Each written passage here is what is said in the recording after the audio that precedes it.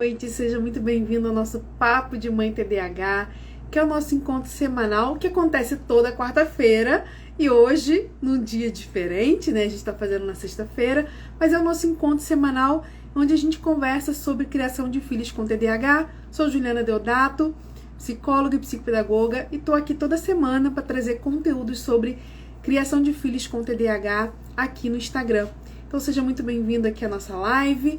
Lembrando, gente, o nosso encontro, nosso Papo de Mãe TDAH acontece toda quarta-feira, tá bom? Hoje a gente tá fazendo um dia diferente, porque eu tive um compromisso na quarta-feira e tive que trocar o dia, tá? Mas semana que vem a gente retorna para quarta-feira, nosso encontro semanal, né? Nosso Papo de Mãe TDAH. E a gente tá lendo, né? A gente tá no nosso Clube do Livro TDAH, lendo juntas o livro do Dr. Clay Britz, que é o livro Como Lidar com Mentes a Mil por Hora, que é um livro muito legal, num preço acessível e numa linguagem totalmente acessível para você que é mãe de TDAH, você que tem na sua família uma criança com TDAH, para você entender de uma vez por todas tudo sobre TDAH com embasamento científico, para você entender, né, desde quando você suspeita que seu filho tem TDAH, até o diagnóstico e quais são os melhores tratamentos. Enfim, é muito bom esse livro e a gente está lendo juntas. Hoje a gente vai para o nosso capítulo 6, né? O capítulo 6 a gente vai falar o que acontece depois que fecha o diagnóstico. Então, a gente já falou sobre sinais, sintomas, a gente já falou sobre a suspeita do TDAH, a gente já falou sobre o diagnóstico, como é que é feito o diagnóstico, e todas essas lives estão gravadas aqui no Instagram e também lá no meu canal do YouTube, Juliana Deodato. Então, você pode assistir todas essas lives também lá, tá? E hoje a gente vai falar, depois do diagnóstico, o que fazer. Qual caminho a gente deve seguir, né? Quais são os tratamentos que têm evidência científica, que realmente traz resultado para o TDAH, para que a gente saiba quais são as decisões que a gente vai ter que tomar a partir do diagnóstico, tá bom? E aí a gente vai conversar sobre isso hoje. E claro, vamos continuar com o nosso Clube do Livro toda quarta-feira. Até dezembro a gente vai continuar o nosso Clube do Livro lendo esse livro aqui, ó. Você que está entrando agora, que ainda não está sabendo da nosso Clube do Livro, a gente está lendo o livro do Dr. Clay Britz, que também era, né, TDAH, e fala sobre como lidar com mentes a mil por hora. Então, com embasamento científico, com uma linguagem acessível. Então, é um livro que eu recomendo para você que tem um filho com TDAH, ou você que quer conhecer e entender um pouco mais sobre TDAH de uma forma simples, direta, objetiva, com uma linguagem super acessível e principalmente com embasamento científico, tá? Com informações de qualidade. A gente já leu o capítulo 1, 2, 3, 4 e 5, já falamos da suspeita e já falamos do diagnóstico. Hoje a gente vai falar agora das orientações após o diagnóstico e a gente vai seguindo o livro até dezembro. A gente vai estar lendo, né, cada semana um capítulo e a gente vai estar trazendo aqui os pontos principais do capítulo, conversando sobre cada um desses pontos e trocando experiência, trocando ideias aqui, né, e respondendo dúvidas. Então, você que está entrando aqui comigo, é só você colocar sua dúvida aqui nos comentários que eu vou respondendo, mas sempre lembrando que o nosso foco aqui hoje é o tratamento, né? É o que fazer depois do diagnóstico. Então vamos nos ater a esse tema para que a gente consiga aproveitar bastante, tá?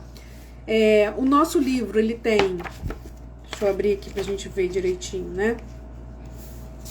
Ele tem 12 capítulos, a gente tá no capítulo 6, então a gente chegou na metade do livro.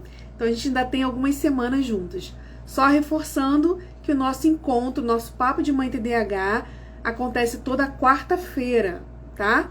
Hoje a gente está fazendo um dia diferente por uma questão de necessidade de mudança no meu dia aqui, por conta de alguns compromissos, tá bom? Então vamos começar. E eu sugiro a você que não assistiu os nossos outros encontros, né? Falando sobre o capítulo 1, capítulo 2... a introdução, o capítulo 1 até o capítulo 5, se você não assistiu, depois você vai aqui no meu Instagram ou vai lá no meu canal do YouTube, Juliana Deodato é o meu canal do YouTube, tá gravado para você poder assistir, porque são informações preciosas, informações muito importantes para você que tem um filho com TDAH, ou para você que suspeita que seu filho tem TDAH, ou para você que quer conhecer um pouquinho mais sobre esse transtorno tão comum na infância, ok? Então vamos lá.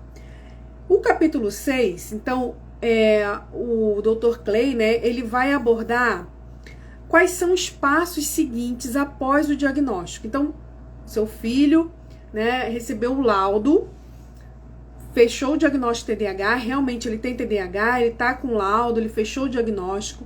O que fazer depois disso? Quais são os próximos passos? E é muito interessante, né, que eu acompanho muitas famílias de TDAH, que existem 3 estágios, né, de insegurança, de dúvida das famílias. O primeiro estágio é quando a família ainda está naquela dúvida, né? Será que é TDAH? Será que não é? O que está acontecendo com o meu filho? Depois tem um outro estágio de dúvidas que é qual profissional que eu vou procurar, né? Como é que é feito o diagnóstico? Tem exame que detecte TDAH? Não tem? Enfim, todo esse processo de avaliação para diagnóstico TDAH. E depois a gente tem o terceiro estágio de dúvidas, de insegurança, que é o que fazer depois, né? Como é que é o tratamento? Quais profissionais tem que estar envolvido nesse tratamento? O que a gente precisa procurar para oferecer o melhor para a criança? E é sobre isso que a gente vai falar hoje no nosso capítulo 6, ok? Então, o livro, ele começa no capítulo 6 abordando o seguinte ponto, que eu acho bem interessante da gente falar, que é a questão do laudo. E ele vai falar o seguinte, o laudo, ele não tem o objetivo de rotular nenhuma criança, né? De dizer que a criança tem um problema ou não tem um problema. O objetivo do laudo não é esse. Apesar de, infelizmente, ele ser encarado dessa forma. Mas o grande objetivo do laudo, né? A funcionalidade do laudo é principalmente para 2 pontos.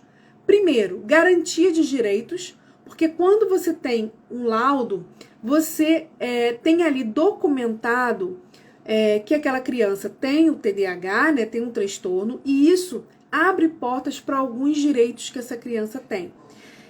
Principalmente quando a gente está falando de inclusão na escola, né? A gente sabe que a inclusão na escola não depende de laudo. A gente sabe disso.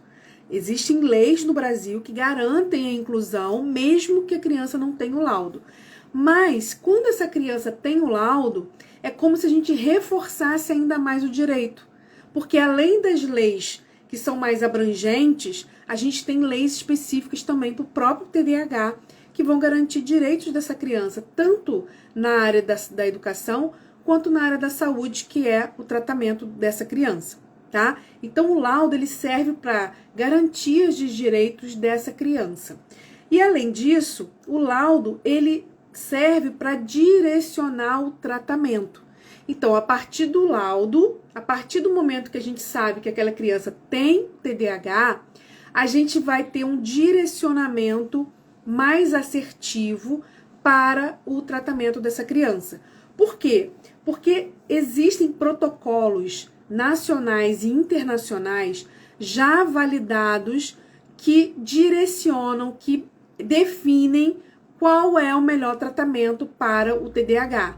Isso, gente, já é ponto pacífico, como a gente diz, né? Não é um ponto mais de discussão. A gente já, muitas e muitas e muitas pesquisas ao longo de muitos e muitos anos, no Brasil e no mundo todo, já chegaram à conclusão de qual é o tratamento padrão ouro, de qual é o melhor tratamento, o tratamento que tem melhor resultado para o TDAH.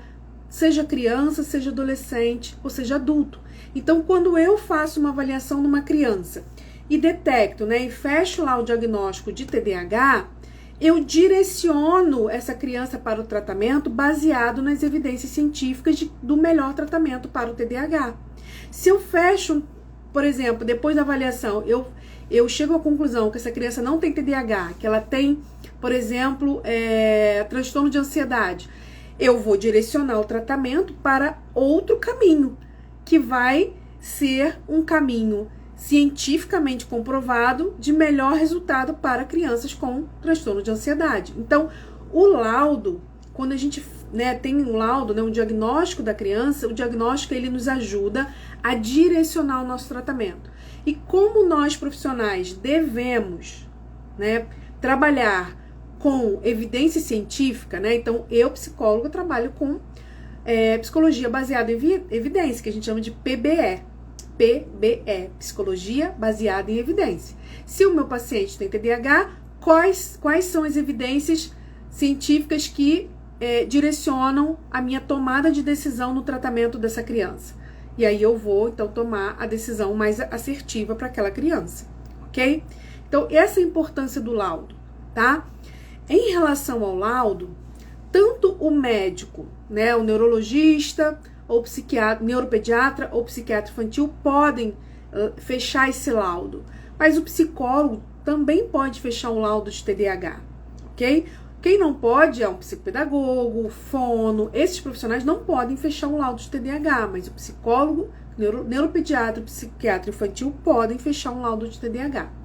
Eu, particularmente, por uma questão de cuidado, por uma questão de entender que o diagnóstico ele não deve ser feito por uma única pessoa, e sim por uma equipe multidisciplinar, que é o que a ciência me orienta a fazer, eu nunca fecho um diagnóstico sozinha, tá? Eu sempre faço a minha avaliação. Se eu chego à conclusão que aquela criança tem TDAH, eu faço meu relatório, né, colocando todo o meu processo de avaliação ali, todo o resultado da minha avaliação, e encaminho para o médico, o neuropediatra ou psiquiatra infantil, para o médico poder avaliar também e fechar o diagnóstico junto comigo. Então, isso é uma prudência que eu tenho em relação ao diagnóstico, tá? Agora, o laudo, quando a gente faz o laudo de uma criança, o que é obrigatório ter no laudo? O que a criança tem e o Código Internacional de Doenças, que a gente chama de CID, que atualmente no Brasil a gente ainda utiliza CID-10, que é o Código Internacional de Doenças, na versão número 10, tá? A gente ainda utiliza no Brasil a versão número 10, mas a versão número 11 já existe. Ela só não é obrigatória no Brasil ainda, porque ela ainda não chegou a tradução para o nosso país, então ela ainda não é obrigatória, mas ela já existe, tá bom? Alguns profissionais, quando vão fazer o laudo, já colocam o código do CID-10 e já colocam o código do CID-11. O profissional pode fazer isso? Pode, tá? Agora, obrigatoriamente, ele tem que colocar o 10. Ele pode até colocar o 11, mas ele não é obrigado a colocar o 11 ainda. Utilizar a versão número 11, tá? Porque muda, tá, gente? De uma versão para outra, há atualizações e há mudanças. E em relação ao TDAH, houve mudanças da versão 10 para a versão 11, mas como a gente ainda não é obrigado a utilizar a versão de número 11, a gente utiliza a de número 10, ok? Então tem que estar ali o código, que é um código que identifica o transtorno, tá bom? O que é importante falar em relação a esse código? Porque também é uma dúvida de muitas famílias. Às vezes o médico fala assim, olha, seu filho tem TDAH, então o diagnóstico é o TDAH. Mas quando o médico coloca lá, né, o código do CID-10, ele coloca um código que, quando a mãe vai procurar na internet, deixa eu só procurar aqui para mostrar para vocês. Quando a mãe vai procurar na internet, ela olha lá e vê que não está escrito TDAH no código. Deixa eu colocar aqui para vocês verem.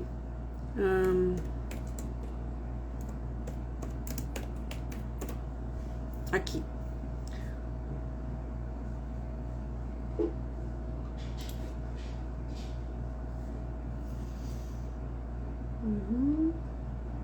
Aqui. O que geralmente o médico coloca, né? Que a criança tem TDAH e bota o CID-10, que é o F90. O F90, se você for procurar na internet, vai estar escrito lá, transtorno hipercinético. Transtorno hipercinético da infância.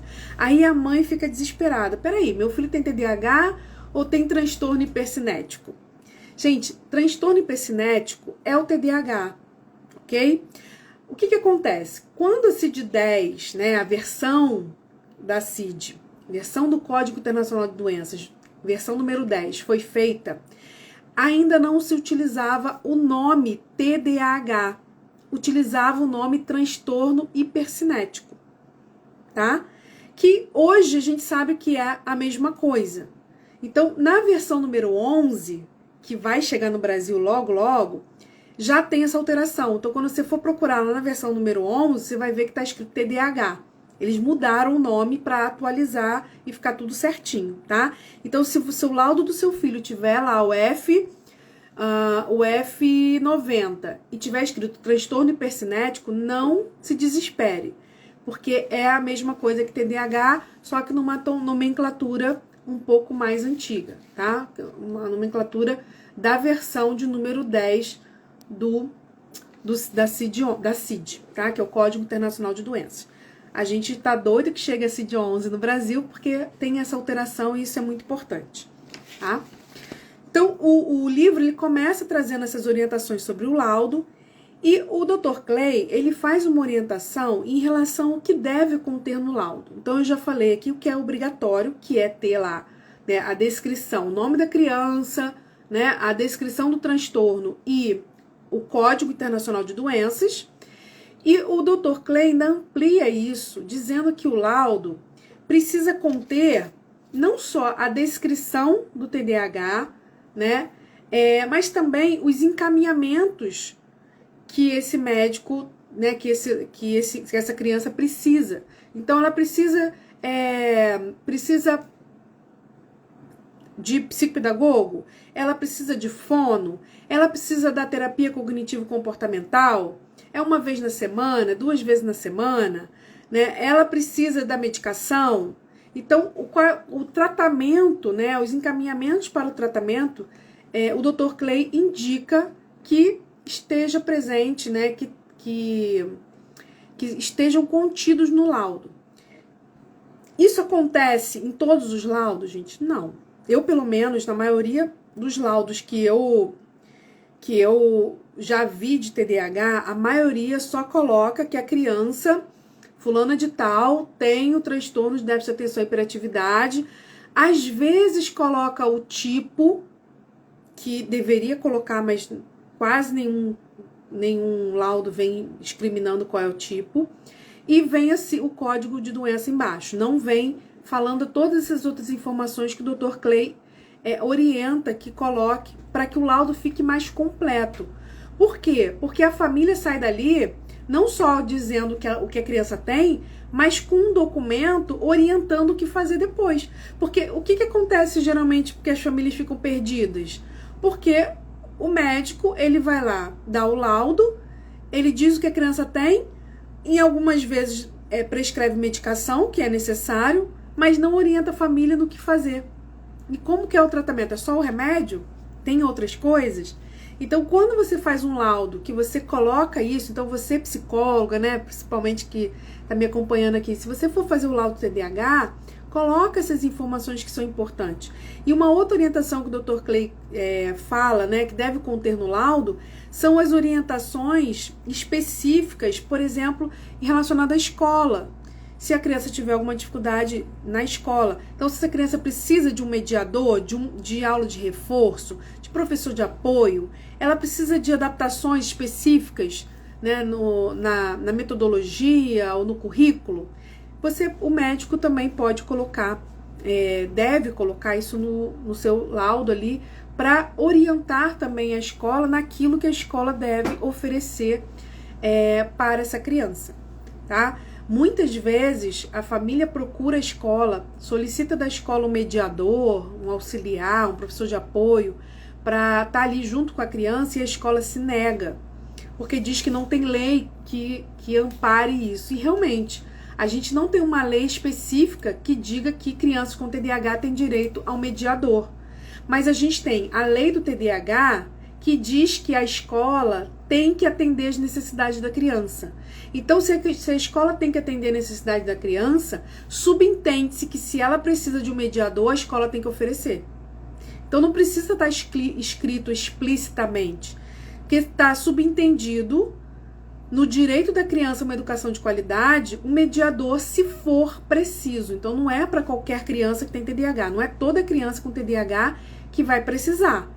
Mas se ela precisa, a escola tem que oferecer, ok? Agora, se isso vai por escrito, no laudo, né, do médico, do psicólogo, ganha um peso maior, porque assim, o médico está prescrevendo um atendimento que vai ser importante para o desenvolvimento dessa criança. O psicólogo está prescrevendo um atendimento que vai ser importante para o desenvolvimento dessa criança. E a escola está se negando a fazer, a escola está se comprometendo está se opondo a uma medida que foi estabelecida como eficaz, né, como necessária, melhor dizendo, para o desenvolvimento dessa criança. Então a gente vai poder cobrar, né, o resultado. Se a escola está se negando, tudo bem, você não vai oferecer o mediador, mas e aí?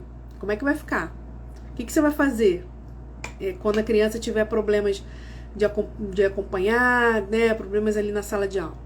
Então, se você já descreve isso no seu laudo, no seu relatório, encaminha para a escola, isso também ajuda a dar um peso maior de cobrança da escola em relação a essas mediações, tá? Essas estratégias.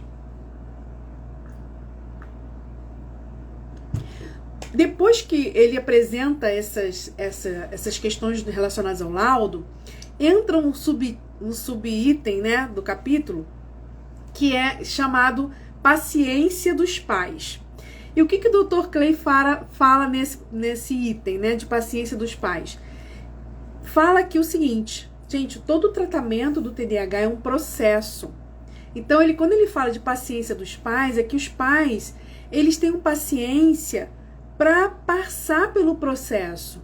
Não é porque a criança tem um laudo, que começou a tomar medicação, começou a fazer terapia, que os resultados vêm num passe de mágica. Não, é um processo. A criança vai desenvolvendo habilidades ao longo do tempo, ok? A gente está plantando para colher, e para colher depende de um tempo, né? Para essa plantinha germinar, essa semente germinar, crescer e começar a dar frutos. E além disso, ele chama a atenção dos pais também para ter paciência com a própria escola, que também não está preparada para lidar, assim como os pais não estão, a escola também não está, e a escola vai precisar se preparar. E ela não se prepara de um dia para a noite, ela não muda toda a sua parte pedagógica, né? toda a sua parte ali organizacional, didática, de currículo, de um dia para a noite. Tudo é um processo também. E a gente precisa ter paciência. É claro que quando a gente encontra uma escola que se nega, uma escola extremamente fechada, que não aceita mudança, que não se propõe a mudar, que não se propõe a desenvolver processos de inclusão, a gente, claro, vai ter uma cobrança muito mais incisiva e até mesmo, se for o caso, mudar a criança de escola. Mas se a escola está aberta, está ali se colocando à disposição, se colocando, né, disponível para estabelecer e para começar a desenvolver essas pequenas mudanças que são necessárias para a inclusão da criança com TDAH, a gente tem que caminhar junto com essa família nesse processo e ter paciência, né? Claro, cobrando, mas também entendendo que não é uma mudança do dia para a noite, tá? Que eles precisam se capacitar, que eles precisam estudar, que eles precisam desenvolver estratégias que não se aprende de um dia para a noite, né? Que às vezes leva um pouquinho de tempo, tá? O importante é a gente perceber que a escola, ela tá se movimentando, não tá parada e nem tá se negando a fazer todo o trabalho, ok? E aí ele segue no capítulo também trazendo a ideia, né? Trazendo as orientações em relação ao tratamento. Então ele vai falar que existe o tratamento do TDAH que envolve 3 eixos, 3 pontos chaves, 3 elementos essenciais, indispensáveis. O primeiro é a medicação, que nós não vamos falar hoje, porque a gente vai falar sobre medicação na semana que vem. O capítulo 7 é sobre medicação e a gente vai falar semana que vem, na próxima quarta-feira, tá? Então, ele fala da medicação, ele fala da TCC, que é terapia cognitivo-comportamental, que é a terapia com maior evidência científica para tratamento do TDAH. E ele fala do treinamento parental. Fala desses 3 eixos que, se a gente oferece para a criança os 3 eixos de forma combinada, o resultado é ainda melhor do que quando a gente utiliza os eixos de forma isolada, ok? Então, qual seria os próximos passos depois que a gente fecha o diagnóstico do TDAH? Primeira coisa, ver com o médico se há necessidade da medicação, se aquela criança precisa da medicação. Se precisar da medicação, começar a medicação. Então, esse é o primeiro passo. Segundo passo, procurar um psicólogo que atenda pela TCC, que é a terapia cognitivo-comportamental, e começar o tratamento individual dessa criança. Terceiro passo, a família precisa passar por treinamento de pais, treinamento parental, para que essa família entenda o que está acontecendo com o filho e essa família aprenda a lidar com o filho no dia a dia. É essencial esses 3 passos, tá? Agora, seu filho tem problemas de aprendizagem, seu filho está com problemas sérios na escola, em relação à nota, em relação ao estudo, você vai precisar, em alguns casos, procurar um reforço ou procurar um psicopedagogo para trabalhar essas dificuldades do seu filho. Aí, gente, são terapias que são complementares ao tratamento. Aí vai depender de cada caso. Não é toda criança que vai precisar de psicopedagogo, só aquelas que estão com dificuldade na aprendizagem, tá? Agora, independente de cada criança, os 3 passos que a gente precisa ter depois do diagnóstico é, primeiro, procurar um médico, conversar com o médico e ver se há necessidade da medicação. Segundo, procurar um psicólogo que trabalhe com a terapia cognitivo-comportamental, que é a TCC. E terceiro, conversar com esse psicólogo ou procurar um outro, dependendo, para você pai, você mãe de TDAH, passar pelo treinamento de pais. Que o treinamento de pais é que vai potencializar todo o tratamento da criança. É indispensável, ok? Então são esses 3 eixos, esses 3 caminhos juntos, não é um ou outro, não é ou, é e. Os 3 caminhos juntos é que vão levar para o sucesso do tratamento do TDAH, ok?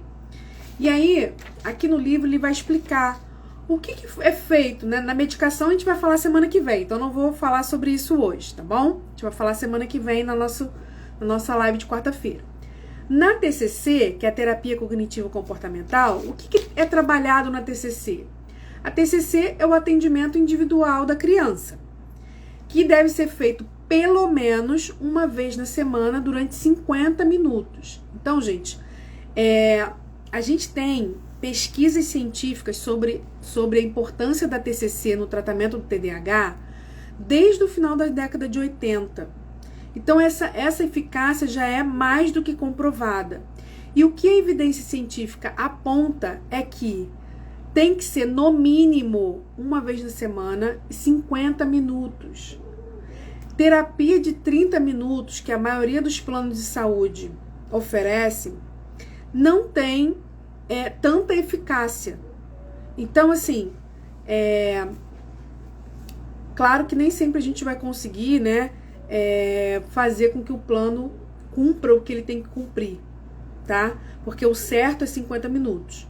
Muitas vezes esse tempo é reduzido porque o profissional ganha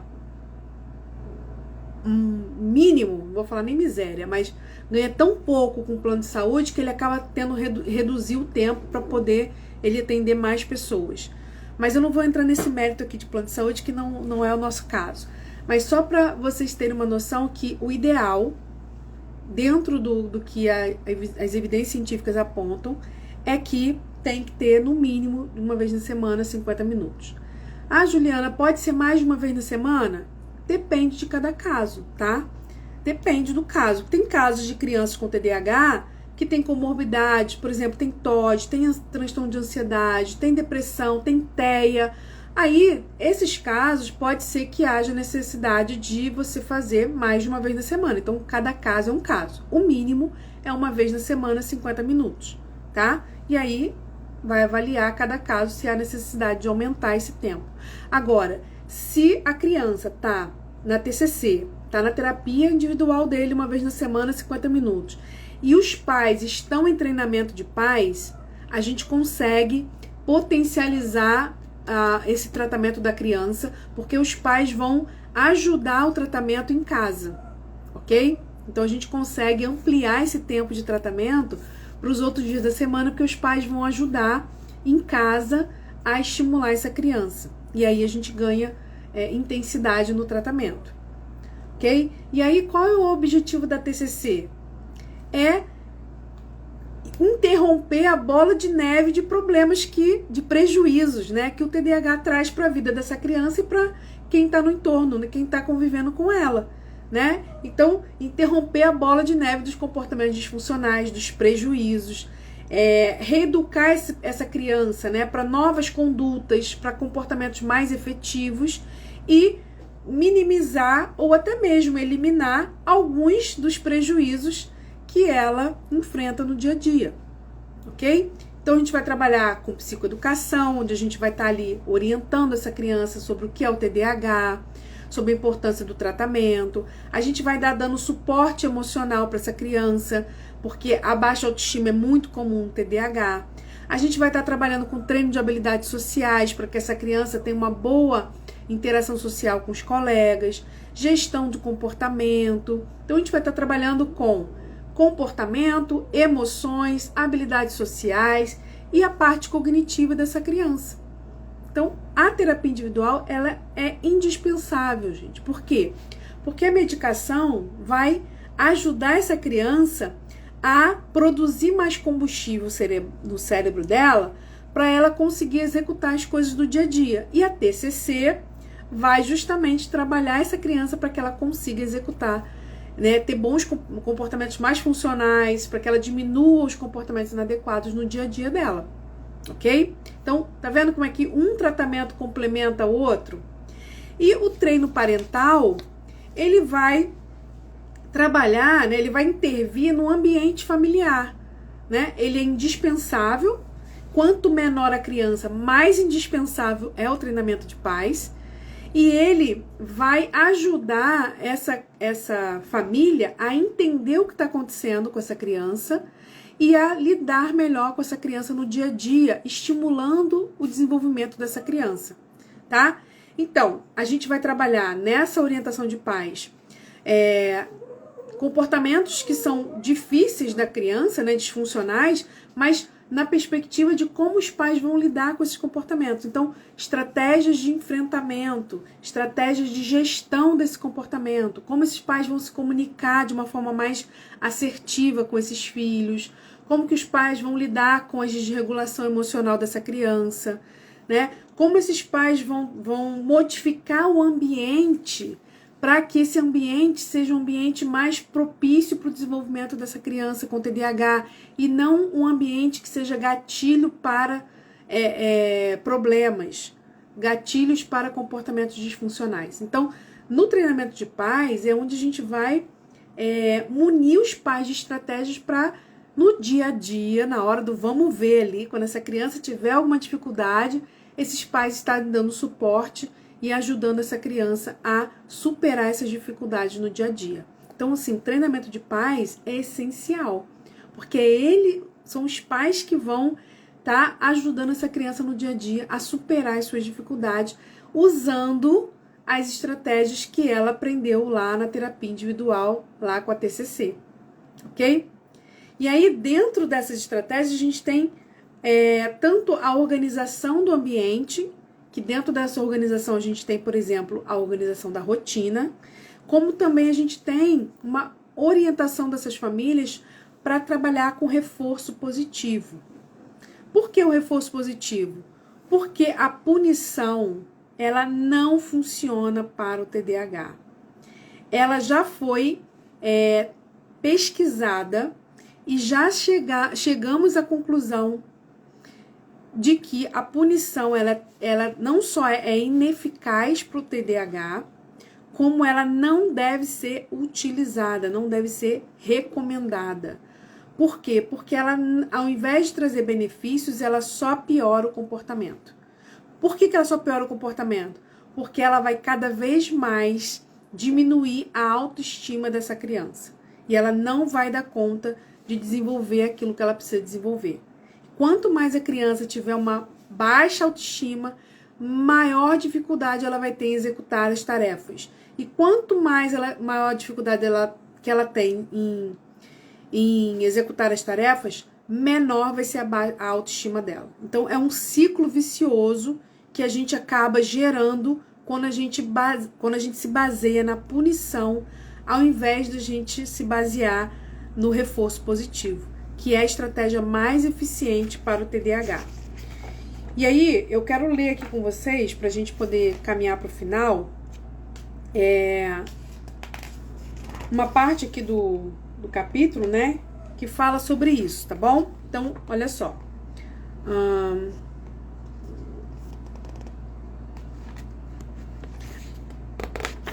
Aqui, ó. Primeiro ele fala sobre as pesquisas sobre a punição, tá? As pesquisas sobre a punição, né, sobre esse tipo de manejo no TDAH, que é a punição, demonstram que ela é ineficaz e não recomendável. Ao contrário, outras pesquisas complementares, entretanto, né, demonstraram que oferecer pequenas recompensas imediatas e elogios aos acertos dessas crianças revelaram ser mais eficazes e favoreceram comportamentos novos e positivos, reduzindo, em algumas circunstâncias, a inquietude e levando a um efeito realmente modificador. Então, resumindo aqui o que eu acabei de ler, as pesquisas no mundo todo e já há muito tempo já comprovaram que a punição, ela, além de não ser eficaz, além dela não funcionar para o TDAH, ela ainda é prejudicial. E que o reforço positivo, as recompensas imediatas e o elogio não só são mais eficazes e favorecem comportamentos novos e positivos, como também, em alguns casos, reduz a inquietude e realmente modifica o comportamento da criança. Então, gente, a gente não precisa ficar reinventando a roda, ficar tentando descobrir o que é melhor para o meu filho, o que não é melhor para o meu filho, o que é melhor para o meu paciente, o que não é melhor para o meu paciente. Não. No TDAH, a gente já tem todos os protocolos, já tem todas as orientações do que funciona e do que não funciona. Que chegou-se à conclusão através de muitas e muitas e muitas e muitas pesquisas no mundo inteiro. Então, se a gente já tem isso definido, vamos parar de perder tempo, de gastar tempo, energia, né? E gastar tempo, energia e dinheiro buscando alternativas para coisas que a gente já sabe que funciona. E a gente então vai buscar essas orientações e oferecer para a criança aquilo que tem validade científica, que funciona para, pelo menos para a grande maioria das crianças com TDAH, ok?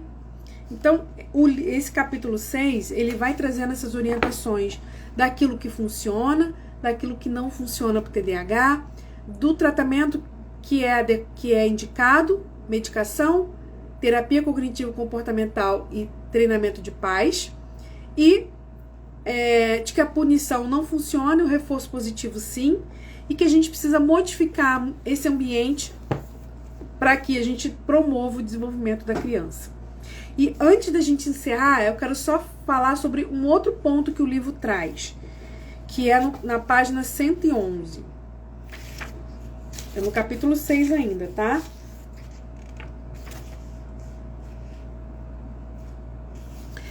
Olha só, na página 111, Dr. Clay, depois que ele fala isso tudo que a gente falou aqui, ele fala o seguinte, que é importante os pais olharem para si pelo bem da criança. O que significa os pais olharem para si pelo bem da criança?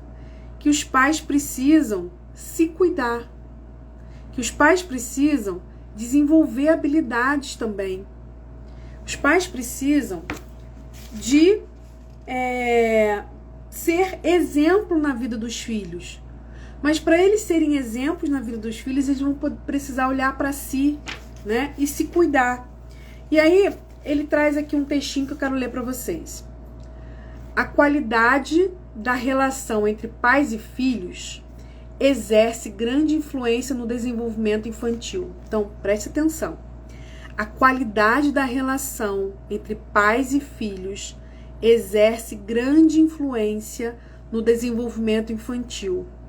Fatores como instabilidade familiar, vivência de problemas sociais e emocionais nos primeiros anos de vida, carência afetiva, cuidadores de perfil coercitivo, histórico de psicopatologia parental, entre outros, estão fortemente associados ao aumento de risco de dificuldades emocionais e comportamentais nas crianças. O que isso significa? Que quando a relação entre pais e filhos, quando os pais, né, têm histórico de psicopatologia, têm problemas emocionais e sociais, têm um perfil mais coercitivo, mais autoritário, quando essa criança vivencia esse ambiente, isso acaba o quê? Trazendo maior risco, maior dificuldade emocional e comportamental para a criança. Então, isso vai fazer com que os sintomas do TDAH aumentem de frequência e intensidade. Então, os pais, eles não são, eles não geram TDAH no filho, mas o ambiente familiar, a relação desses pais com essa criança pode aumentar os sintomas. Ok? Então, por isso que é tão importante a orientação de pais, por isso que é tão importante os pais olharem para si pelo bem da criança. Então, você mãe de TDAH, você pai de TDAH, você quer fazer o melhor para o seu filho? Primeiro passo, olhe para si, cuide de você. Porque se você não estiver bem, você não vai conseguir ajudar o seu filho de uma forma eficiente, tá? Primeira prova de amor que você pode dar pelo seu filho é cuidar de você. Não é cuidar de você de forma egoísta, não. Mas cuidar de você para que você esteja bem para poder cuidar do seu filho. Como que você vai lidar com a desregulação emocional do seu filho se você também não consegue lidar com a sua própria desregulação emocional? Se você perde a paciência com rapidez, se você está nervoso, se você está estressado, enfim. Então, olhe para si, cuide de si. Se for necessário, busque um profissional para te ajudar nesse processo. E, através do treinamento de pais, você tem a ajuda para não só entender o seu filho, entender o que está acontecendo com ele, mas também aprender a lidar com você, com as suas dificuldades, para poder ajudar o seu filho. Ok? Então, fica aí o capítulo 6 para vocês terem um direcionamento no que fazer a partir do diagnóstico. Semana que vem a gente se encontra de novo, quarta-feira, no nosso Papo de Mãe TDAH. A gente vai ler o capítulo 7, onde a gente vai falar sobre a medicação, que é um dos eixos do tratamento, não é o único, não é o mais importante, é um dos 3 eixos. Nós aprendemos hoje que os 3 têm que estar juntos, né? Porque um complementa o outro. E a gente vai falar sobre medicação semana que vem. Então, eu te espero aqui quarta-feira. Qualquer dúvida, é só você colocar aqui nos comentários que eu vou respondendo para você também. Tá bom? Tudo bem? Alguém ficou com alguma dúvida? Queira colocar? Aproveita. E se você tem interesse em fazer orientação de pais, né, entendeu que esse é um eixo indispensável, que é muito importante, que você precisa olhar para você poder cuidar do seu filho, para você poder desenvolver melhor o seu filho no dia a dia. A orientação de pais, gente, ela pode ser feita, inclusive, por um profissional que não está atendendo o seu filho. Pode ser feito pelo psicólogo do seu filho? Pode, mas pode também ser feito por um outro psicólogo, tá? Então, se você tem interesse, quer saber um pouco mais sobre como funciona, né, a orientação de pais que eu faço com os pais dos meus pacientes e com pais que me procuram, é só você me mandar no direct um oizinho lá, perguntando sobre orientação de pais, que eu te explico como funciona, enfim, dou todas as informações para você, para que você possa começar a fazer esse treinamento que vai mudar não só a forma como você enxerga seu filho, a forma como você lida com seu filho, mas também vai mudar a forma como você se vê, né, como mãe de TDAH, tá bom? Então, qualquer dúvida é só me chamar e até a próxima semana com o nosso Papo de Mãe TDAH. Tchau, tchau, pessoal!